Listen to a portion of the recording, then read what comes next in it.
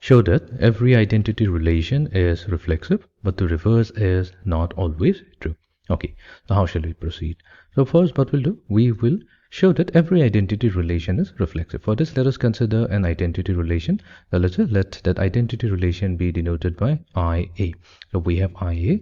Let IA be an identity relation. It's an identity relation, and it must be defined on some set. So we'll consider the set A. That's it. IB, it's an identity relation defined. It has to be defined on the set A, or defined on the set A. What does it mean? This statement simply means that IA, this is a relation which is going to be a subset of the Cartesian product of the set A at itself. That's what we mean, that IA is an identity relation defined on the set A. This is a relation that is defined on the set A, and by definition, we'll have to state what is I of A. So by definition, IA, the identity relation, is simply the set of ordered pairs A, A such that A belongs to the set A. That means we're going to define a relation which is going to contain some ordered pairs, and the ordered pair must be such that any element that we pick up from that set A, then the ordered pair A, A must be present. In other words, we can think about it in this fashion. Let's say A contains the elements 1 and 2. So IA, it is going to be an identity relation if it contains the ordered pair 1, 1 and 2, 2. That means each element that we pick up from that set, then their ordered pair 1, 1, 2, 2, it must be present. In that case, we get an identity relation. Also, we know for a fact that if we have our relation which is reflexive, what is the definition of a reflexive relation? Also, let's say let R be a reflexive relation,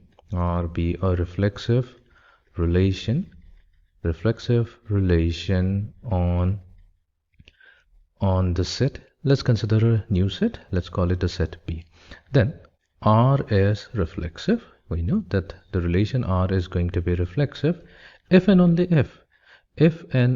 if the ordered pair B, B belongs to the relation R for all values of B belonging to the set B. That is the definition. That means a given relation R is going to be reflexive provided we have the ordered pair B, B belonging to the relation R for all values of B belonging to B. That means any values or any element that we pick up from that set B, the ordered pair must be such that if the first element must be repeating in the second element of the ordered pair as well, then in that case we say R is reflexive. Now, as we can see, the identity relation is also fulfilling the definition of a reflexive relation. So here we can say, hence we can say that our identity relation IA is reflexive. So this is going to be a reflexive relation. Fine. But the converse is not always true. That means if we start by considering a relation that is reflexive in nature, it is not necessarily true that it is also an identity relation. It could be, but it is not always true that it's an identity relation. So let's say we consider an counter example. So that will help us understand the problem. So let's say we have defining a relation R. Fine. We have a relation R such that this contains the ordered pair A, B, such that we are saying that A is greater than or equals to B, and then let's consider both the values of A and B to be lying between 1 and let's call it 3. Let's keep it simple. Then lying between 1 and 3. Then in that case, what does it mean? It simply means that A can take the value 1, 2, 3. B can take the values 1, 2 and 3 as well. Now, if we form the ordered pair, now this is simply going to be, so we have to pick up a value from A and a value from B in such a fashion that A is greater than or equals to B. So if we consider A to be equals to 1, then what values of B then that we can choose such that it is greater than or it is less than or equals to A. It could be 1, so we have 1, 1. Then we cannot pick any other element because 1 is always going to be lesser than 2 and 3. Next, if we pick up 2, then we can pick up 1, B to be equals to 1 because 2 is greater than 1. Then we can also pick up 2 as well, B to be equals to 2 because 2 is equals to 2. Then we have 3, 1, 3, 2 and 3, 3 as well. Now, This is going to be reflexive relation because the element, because the ordered pair 1, 1, then we have the ordered pair 2, 2, and then we have the ordered pair 3, 3. These three elements belong to the relation R. And we know this is what fulfills the criterion of our relation being reflexive for all values of A. That means whatever our set A is actually, set A contains the elements 1, 2, and 3. This is the set here. This relation R is actually defined on this set which contains the elements 1, 2, and 3.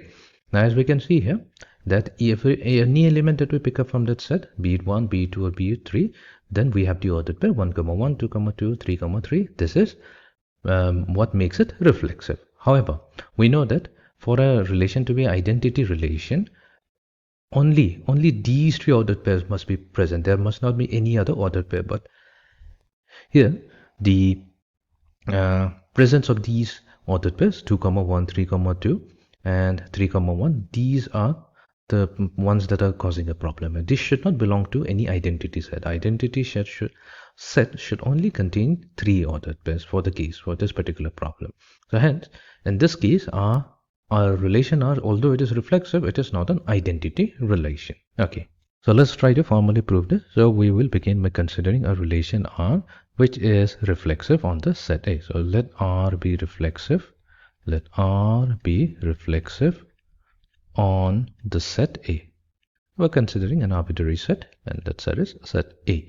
So this means that R is reflexive. By definition, R is reflexive if and only if the ordered pair, let's call it A, A, belongs to the relation R for all values of A belonging to the set A. That means all values of it. This is very important. We have to pick up each and every element from that set A such that the ordered pair A, A belongs to R. This is our definition.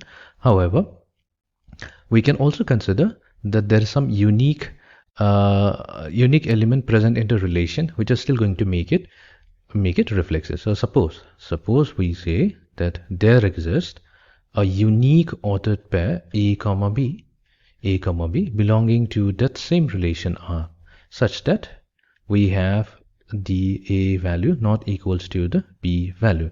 In that case, here the R is still reflexive. R is still going to be reflexive. It's not going to pose any problem. As long as it fulfills this definition, it is reflexive. So R is still reflexive in nature.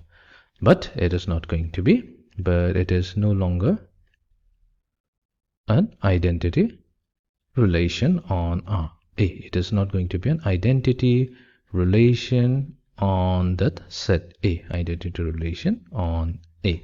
So here we have successfully showed that although R is reflexive in this case, but it is not an identity relation. So it is true that every identity relation is going to be reflexive, but every reflexive relation is not necessarily going to be an identity relation.